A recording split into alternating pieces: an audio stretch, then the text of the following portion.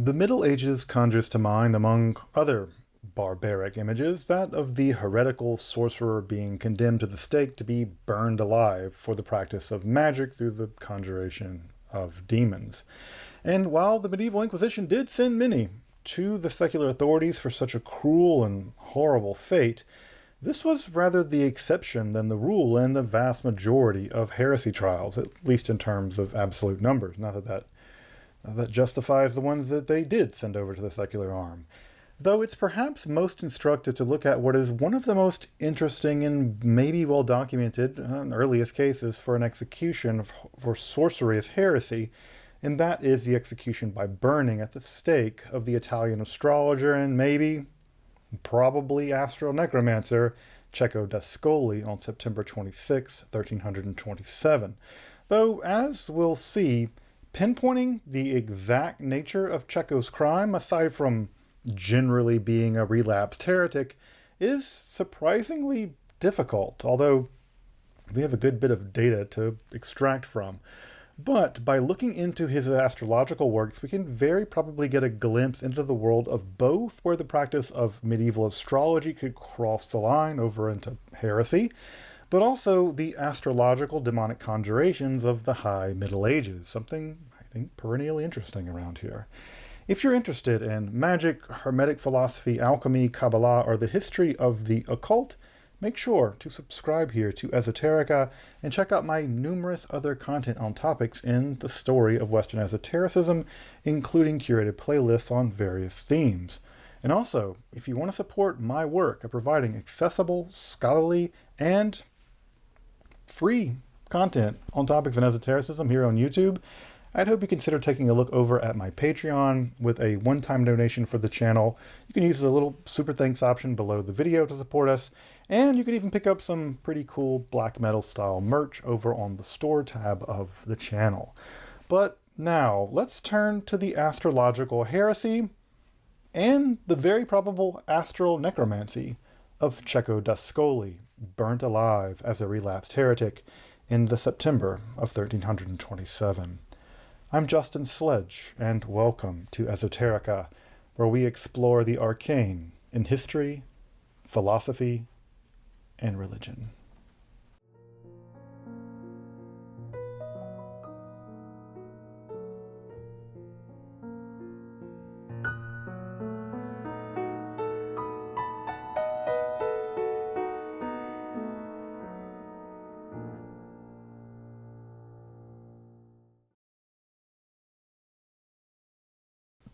Born in 1257, Cecco d'Ascoli would mature in the world of, well, Dante, even allegedly quarreling with a divine poet at one point. However, Cecco was much more skilled as a mathematician, as an astrologer, and as a physician, all of which were highly interrelated in the Middle Ages, than he ever was as a poet. I mean, he wasn't bad, but, he wasn't Dante. Though his caustic encyclopedic poem La Serba clearly takes influence from Dante's terza rima style.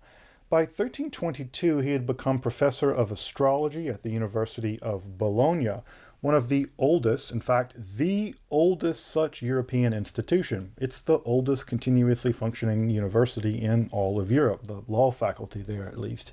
However, trouble was already brewing, one, because of Cecco's extremely vain view of himself, secondly, because of his caustic wit and his condemnation of basically anyone he thought was lesser than him, and thirdly, for his views on the nature and practice of astrology and necromancy. And of course, these are, again, all somewhat related, as we'll see. They certainly all conspire to basically get him burned alive. For instance, Cecco viewed himself as the single most important astrologer since Ptolemy, and that such a position was actually vouchsafed by his own timing of the signs for his astrological birth. He was guaranteed success over and against everyone else in the history since Ptolemy. It was simply his astral fate, Wasn't his fault. But he even went further than this, that virtually every dimension of a person's life was fated to them through the stars, such that God alone could change their fortune. He even bragged that he could tell the thoughts of people. He could read people's minds, even knew what they were concealing in their hands or their cloaks, simply by knowing their nativity charts on the one hand and the current astral conditions. He could read people's minds and see where they were hiding things. Yeah. He even was happy to declare that the events of the life of Christ was astrologically determined, that his being born in a manger, his being betrayed and executed, they were all astrologically predictable. He even predicted how the Antichrist would inversely mirror image the life of Christ, being high-born as a military man surrounded by fierce allies. Quite the difference of a peasant born in a manger. Though, to Cecco's credit, many of his political predictions did, eerily enough, come true, and even his apparently ill-advised astrological predictions, well, one of them was actually about Joanna I of Naples. Well, it kind of turned out to be right, despite this public prediction, and the heresy conviction basically ending his tenure in Bologna.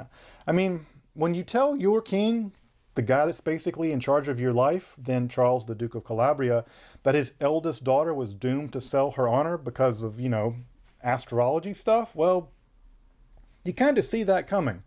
You're not going to be a welcome person in the court anymore, although, ironically enough, I'm not sure Cecco did see that coming. The vainglory probably blinded it to him. Now, to get at the problem Cecco's facing, aside from the lack of tact and severe narcissism, one has to understand the very complicated relationship between astrology and Christian orthodoxy. When Hellenistic astrology was adopted into Latin Christendom, primarily through Islamic sources, it came with a bunch of age-old philosophical problems. Did the stars cause fate somehow, or were they actually just, astral signs in the sky indicating a natural tendency which may or may not prove to be the case? Thus, one could at least perhaps prepare for what was coming, or such that it might be even possible to avoid such a fate if you see it coming. You get an astral warning. The debate over the signs versus causality interpretation were already rife when Christianity entered the scene and would carry over into the practice of astrology in the Latin Christian West. Now, where Christianity very much drew the line, this is laid out very clearly in people like Thomas Aquinas, was on the question of what is called astrological fatalism. That is, that the stars cause and determine your fate in such a way that you cannot change it. Fate's a fundamentally pagan concept for Christianity.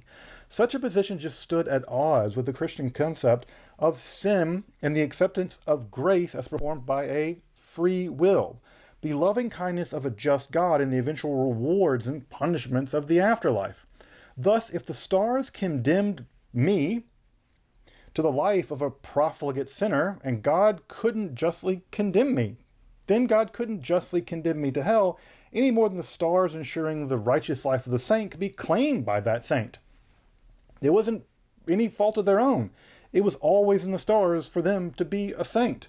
Thus, astrological fatalism was condemned by the church very early on. But the idea that a loving God would reveal or pre-hint at the future in the perfect movement of the astral symphony, such that the faithful could read the book of heaven, as it were, to unlock it, was accepted, though cautiously, by the church.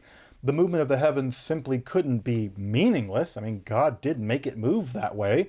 Clearly it had some impact on Earth. Predicting the tides and the changing of the seasons were clearly examples of how the stars were showing us something to the medieval mind.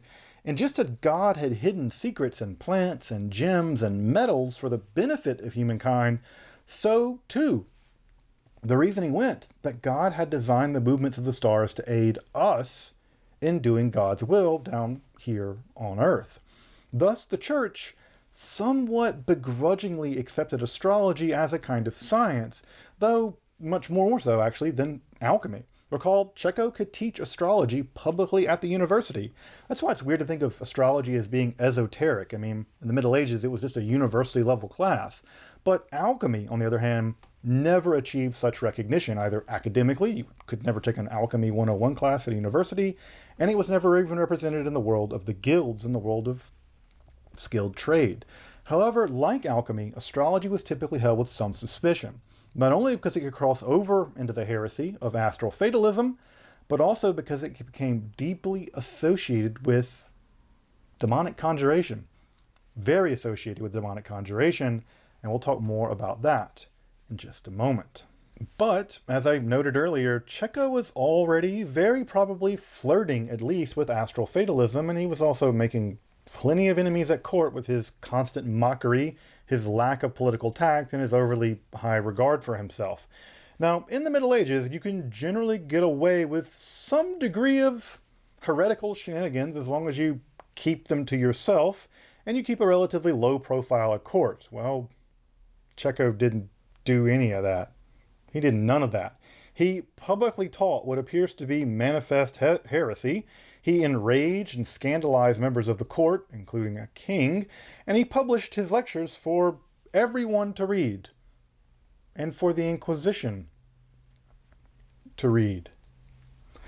And surprise, surprise, he was arrested and tried for heresy in 1324, only 2 years after having taken that teaching position at Bologna. He made quick work of himself. He was found guilty. He was forbidden to teach or circulate his works. His works were ordered burned.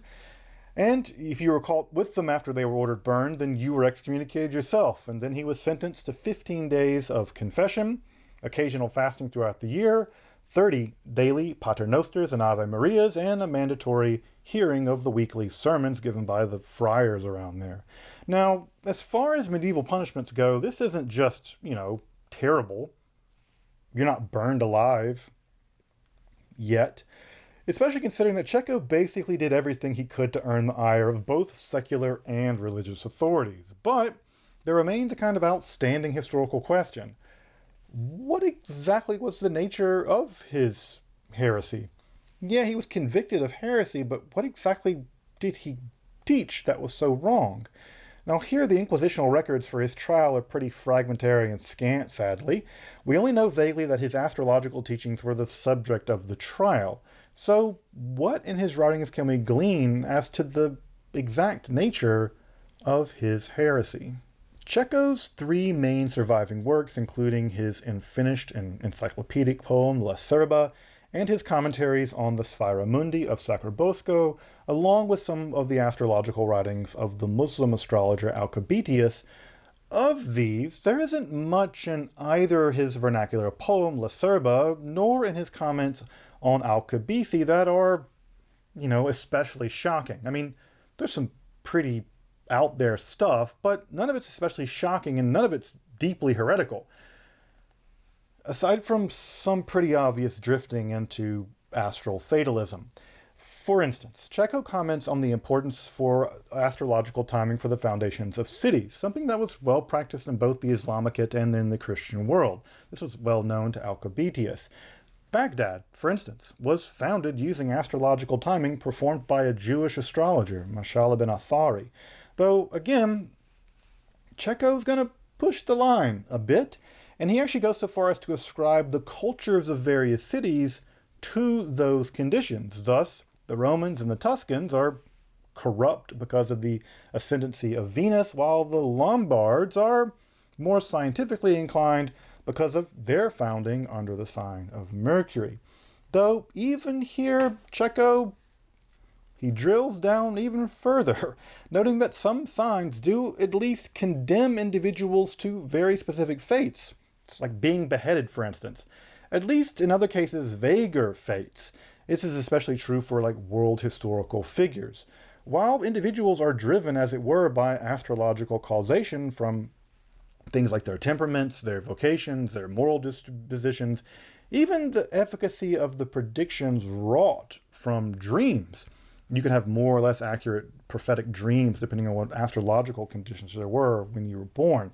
Cecco always seems to make a rather daring, even heretical claim before just sort of walking it back a bit.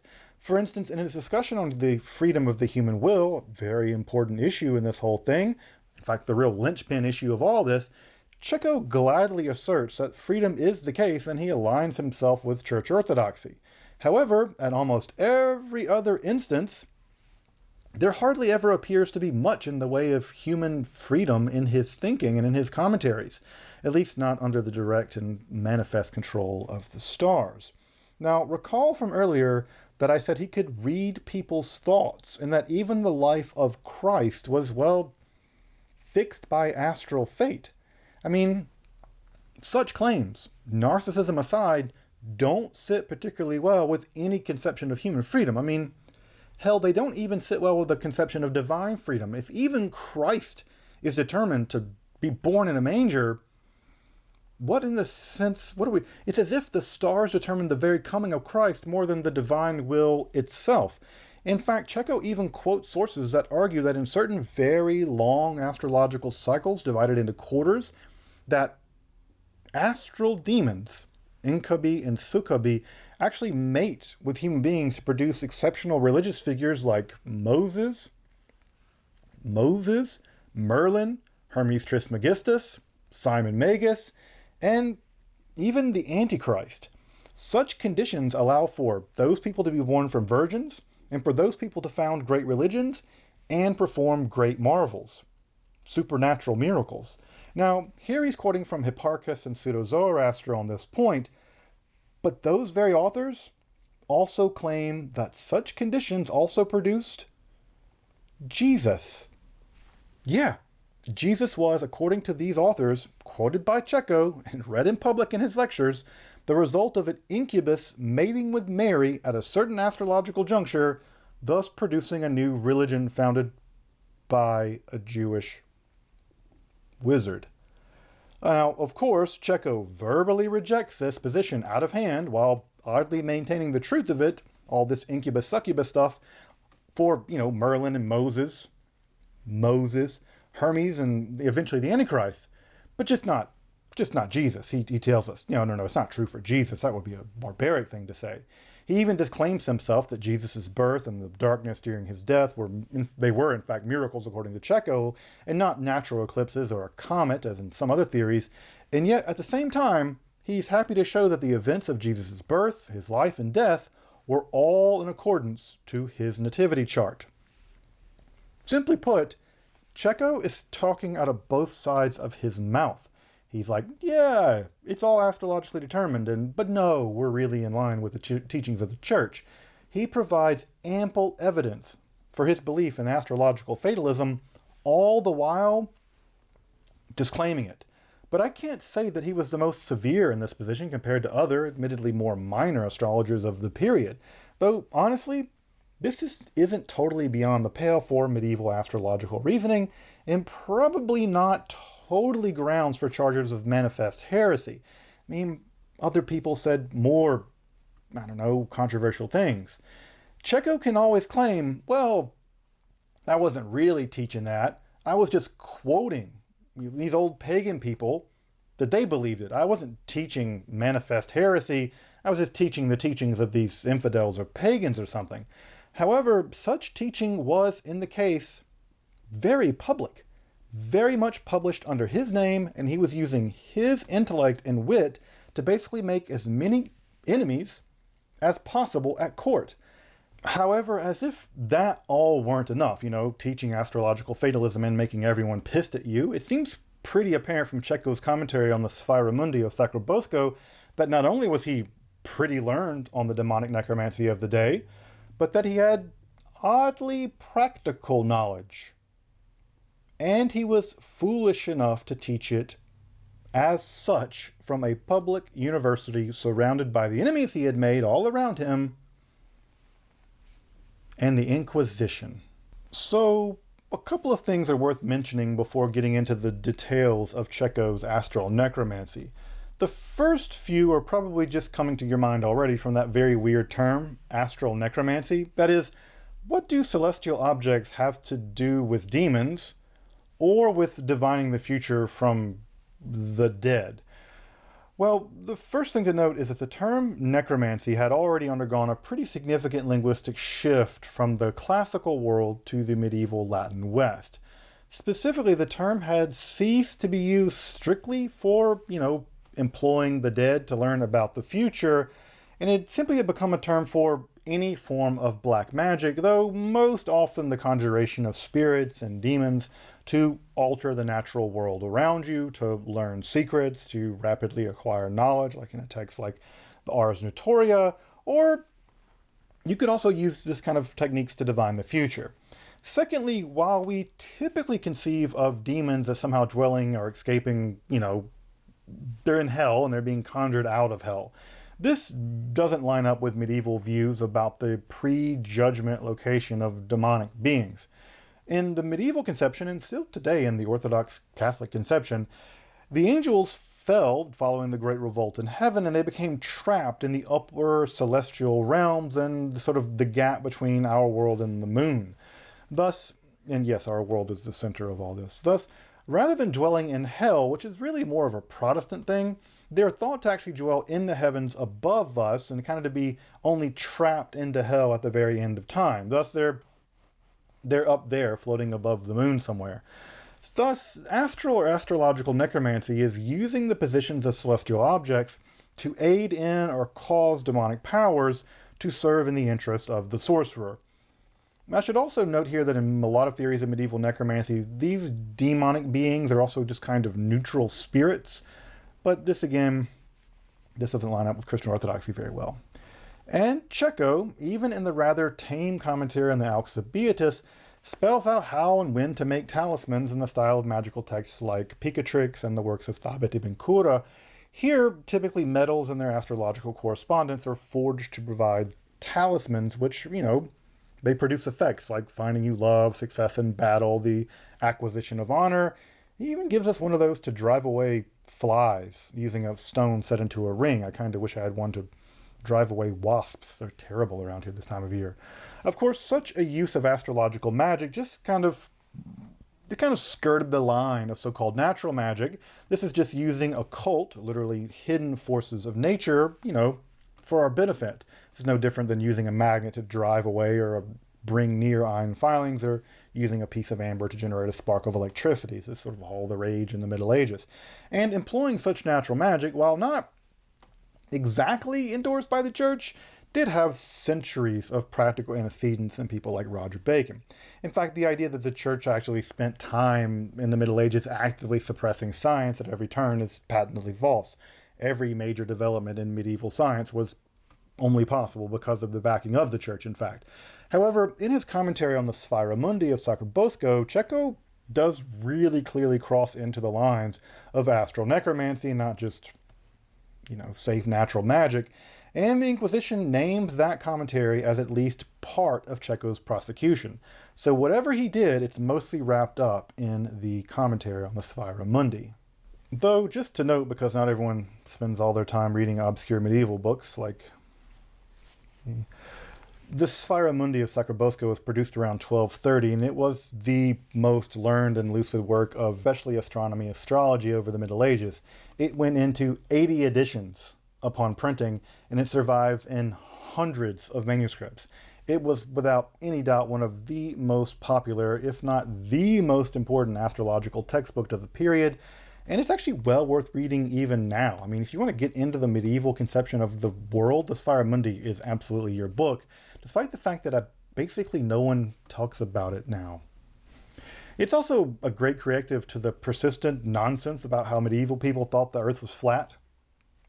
No learned person in the Middle Ages thought the earth was flat. The Sphaera Mundi literally produces an argument and illustrations, to illustrate the curvature of the earth by showing that very curvature of the earth, the thing that makes it a sphere, makes the mast of a ship, appear first as it's approaching. Only contemporary people are so viciously stupid to believe that the earth is flat. Score 1 for the scholars of 1230. The scholars of 1230 have us beat on basic, At any rate, it was a common practice for teachers to take famous texts, such as the sentences of Peter the Lombard in theology departments, for instance, and teach them by basically reading them out loud and then adding along a commentary as they went. Hence the term lectures, just from the Latin to read. Mostly what they did was read books and comment on them on the fly. And it was Cecco's lectures on De Sphera that he was alleged to have asserted that evil spirits are generated in the sky, and that by use of incantations, they could be made to produce marvels. That's astral necromancy. Now, again, you have to do it under the proper astrological conditions, but that's not helping him. It's still just astral necromancy, but not just that.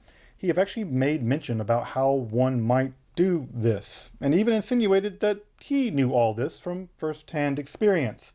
So how about publicly teaching heresy, kind of confessing to criminal necromancy in a university classroom monitored by the Inquisition, and, you know, all those people that you've made angry enough to want you dead? Once you do all that in the first couple of years of your career, it sounds like a recipe for success, right? Well, if you're a pathologically narcissistic person who thinks they can't be killed anywhere soon because you've already figured out your fate with judicial astrology, maybe you could get away with that. Yeah, Cecco actually thinks he's predicted and knows actually where he's going to die. And I'll get to his own death in a minute because it's sort of the stuff of legend, but more on that in a moment. But what kind of astral necromancy stuff did Cecco teach exactly? Well, the main thrust of his commentary is basically to establish that the vision of the worldview laid out by Sphaera, which again, Sphaera was the going worldview of the time, that it was fundamentally compatible with the astral necromancy of the time, both theoretically and practically. He's combining the best science and the best sorcery of the time. For instance, Cecco describes the construction of a ring from various metals along with astrological timing, which allows one to at least receive messages and directions from demons and spirits in the astral region. It's not clear if you could broadcast messages for that. Maybe you have to pass your ham radio demon ring, technician exam first. Further, he details, when possible, the location of various celestial positions of the various demonic beings, especially the elemental and the directional demons. In fact, demons that are familiar from a wide range of Solomonic grimoires that still survive to this day. Demons like Orions and Amayon and Paimon. Paimon makes an appearance in his commentary in Egum, under which serve 25 further demonic legions. This is already a hint of the type of demonological catalogs that will form the basis of the Goetia of the Lesser Key of Solomon centuries, 3 centuries later. In fact, he even notes how you can only really appease these entities with human and cat blood, kind of Picatrix vibes, along with various fasts and prayers. Thus, Cecco introduces straightforward human and animal sacrifice into his commentary in public lectures.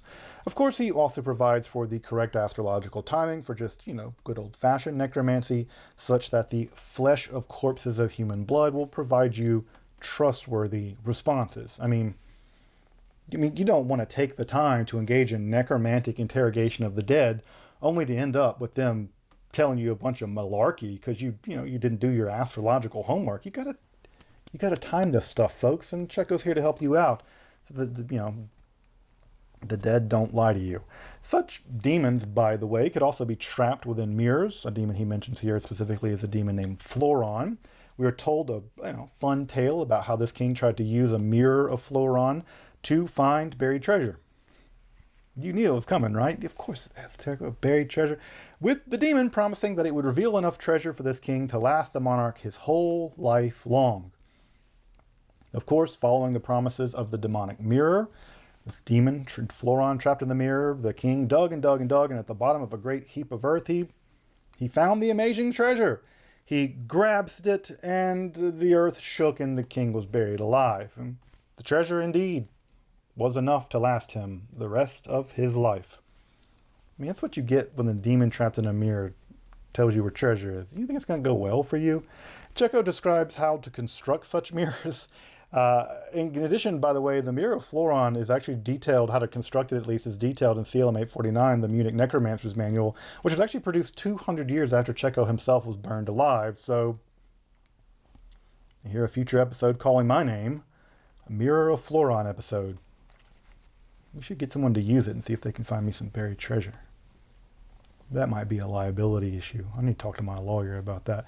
All in all, Cecco name drops about a dozen necromantic works and authors, all with the same dash and bravado, with a clearly kind of wink, wink, nudge, nudge. I know that you know that I know. The church is condemning all this, but here's basically a necromancy manual written between the lines of the most popular necromantic manuals in circulation, along with his commentary on Sphaera. Of course, Cecco, like in his comments on judicial astrology, he'll speak out of both sides of his mouth any chance he gets. On the one hand, He will just straightforwardly give precise instructions and details of the goings-on of astral necromancy, all the while disclaiming himself and noting that such information are just mere quotations from the works of pagan idolaters or whatever, all rightly forbidden by the Mother Church. Of course, the Inquisition more than got the message, and that whole wink, wink, nudge, nudge, that wasn't going to serve as much of a defense at his first heresy trial. Now, recall, while his punishment in that trial was a bit harsh, I mean, it basically deprived him of his profession. He could no longer teach in public because it banned him from teaching and practicing astrology in public for kings and people. Not that they would hire him after he insulted them and blah, blah, blah. Also, he couldn't publish his books or circulate them anymore. They did allow him a life of penance. A life of penance. One suspects that with his mathematical skills and his private use of astrology, he could probably have gone into finance or something. That was a budding thing in the 14th century world of Italy. But we're talking about when keeping it real goes wrong, Cecco d'Ascoli, who packs up, moves to Florence, and promptly continues to teach publicly, circulate his books on astrology, and advise royals on astrological matters. He basically just thumbs his nose at the Inquisition of Bologna. You don't thumb your nose at the Inquisition of Bologna, the oldest functioning law department in Europe. So you're ready for the shocker here? That didn't work at all, because it's 14th century Italy, knee-deep in the Inquisition, and because Cecco makes matters even worse in Florence by openly mocking local clergy, philosophers, other astrologers, and physicians, many of which are directly influential at court. Unsurprisingly, Cecco was rearrested, for obvious reasons, and put on trial again only a few years later. I probably don't have to remind you of just how perilous his position was. Cecco was a convicted heretic, now allegedly living the life of a penitent, and the Inquisition was a 2 strikes and you're out system. 2. Now it appears that Cecco argued that the works that he was circulating now at Florence, they had actually been censored appropriately and approved by the Bologna Inquisition, though there's no evidence of that. They ordered them burned, not censored, burned. However, I do think that some of the disclaimers that accompany many of the more salacious sections, especially in the commentary on the Sphaera, and the editions that do survive, that do come down to us, may have actually been Cecco's rather ham-fisted attempt to sanitize them in the hopes of, not being arrested and tried, found as a relapsed heretic, and being burned alive. That didn't work. You just can't say, oh, here's how to do necromancy, but you shouldn't do that. This defense was incredibly feeble. Even the editions that we still have are recklessly heretical, even for an unconvicted heretic. And of course, Cecco d'Ascoli was found guilty, declared a relapsed heretic, excommunicated, and turned over to the secular arm to be burned alive. Are we surprised at this point? Though, again, this probably just has as much to do with the fact that Cecco's own writings do contain manifest heresy, as it does with his own complete arrogance and the heap of enemies he managed to make along the way. The real enemies are the enemies we made along the way by mocking them all the while we're committing heresy right in front of the nose of the Inquisition. I'm not saying the Inquisition wasn't a murderous institution. It was. Or that anyone should be burned alive for teaching fatalism or necromancy from a public position. Clearly they shouldn't. But Cecco must have at some level known. He had to have known what he was getting himself into. It wasn't like this was going to go any other way. Though maybe his extreme arrogance and belief in his astrological acumen, maybe that is actually partially what led him into perdition. According to legend and some documents from the time, Cecco was convinced that he would perish between Africa and a Campo de Fiori, and Africa was nowhere near Florence or a field of flowers. It was late September. There were no more flowers around. He was convinced that he would certainly not perish in the flames, at least that day. However, as he arrived at the site of his execution, the wood piled high and finally bound to the central stake, his faith in his own prediction, He began to doubt it just a little bit.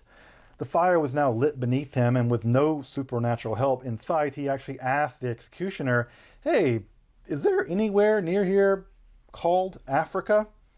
And surely enough, the executioner informed him that there was a nearby tributary of the Arno named Africo, with 2 F's. In horror, Cecco realized his doom. Just behind him lay the Africo, and just before him lay Florence, which comes from the Latin, which means that which blossoms. The field of flowers was the city itself. His prediction was correct, and he was only off because his arrogance blinded him to the correct interpretation. All the while, the flames engulfed his flesh. Of course, the idea of a heretic being burned near a Campo de Fiori or in a Campo de Fiori also serves as a dreadful historical foreshadowing to the execution by burning of Giordano Bruno only a few centuries later in Rome. In fact, Cecco d'Ascoli and Giordano Bruno have become something of kindred spirits, although they would have disliked each other because they disliked everyone. But this is sort of seen as, I don't know, I think of this as a bit anachronistic. They're both kind of seen as martyrs of science. Neither one of them are scientists in any sense of the word. Of course, that doesn't really make, again, any historical sense, but Cecco and Bruno get looped together because they got burned in this way. But Cecco has actually acquired this reputation in certain circles. There's even a lunar crater named for him, thus actually sealing him among the very objects he argued that fated human beings, and among which demonic beings he seemed to have thought dwelled up there. So I guess you're at home, Cecco. Cecco d'Ascoli has gone down primarily in history as a kind of minor character in the wonderful world that is the soap opera of medieval Italy and the world of Dante studies more generally. However, in the history of magic and the Inquisition, Cecco is a rather important figure, in fact, for his actual, though vague, thoughts on judicial astrology and astrological fatalism, along with the practice of astral necromancy at this pretty early period, the 14th century, but also in his very public teachings and the execution that it earned him in the end. Of course, Cecco wasn't alone in the practice of academic sorcery. The epidemic of such practices became so serious that universities through the late 14th century, they had to actually begin publicly publishing admonitions against the practice of sorcery, the most famous being that one produced by the University of Paris in 1398, which I've actually covered at length in a few episodes. Me and Dana Trow actually went line through line and did a whole commentary on it if you want to check that out. Cecco was, in the end, perhaps more subject to punishment because of his caustic personality and the political enemies that he earned, more than the actual heterodox beliefs and practices that he put forward. You can do one of those, but you can't typically do both in the Middle Ages. Regardless, his commentary on Die Sphaera does give us a wonderful insight into the theory and practice of high medieval astrological necromancy. Unfortunately, however, there is no contemporary English translation of his commentary on Die Sphaera into English. There's very probably one in Italian, though, I bet. However, Lynn Thorndike, that Lynn Thorndike of, the history of magic and experimental science, badassery, did produce a fantastic modern Latin edition along with a collection of other commentaries on the text, which you can find online for free. I'll throw a link in the description if you want to check it out. It's pretty good, pretty easy Latin, all things told. It's not terribly difficult to read in Latin. Further, there is a ton about Cecco written in Italian, though I can't say that I read Italian very well, so I haven't looked at a lot of that material. As I mentioned, he's a minor character in Dante studies, and man, the Italians, man. I've even heard that there's even a pretty solid mid-2000s Italian film made about him that was never released in Italy for some complicated reasons, but kind of made a splash in Germany. But I haven't been able to check it down, haven't been able to watch it, but I'd like to watch it. Regardless, Cecco d'Ascoli is a fascinating glimpse into the world of the medieval Inquisition and the heretical astral necromancy it tried to snuff out. And yeah, the Inquisition's attempt to suppress Cecco's works dramatically failed. Virtually all of his works survive in print in some form. You can burn a man, but you can't so easily destroy his ideas through such hideous barbarity. Until next time, I'm Justin Sledge, and thank you for watching Esoterica, where we explore the arcane in history, philosophy, and religion.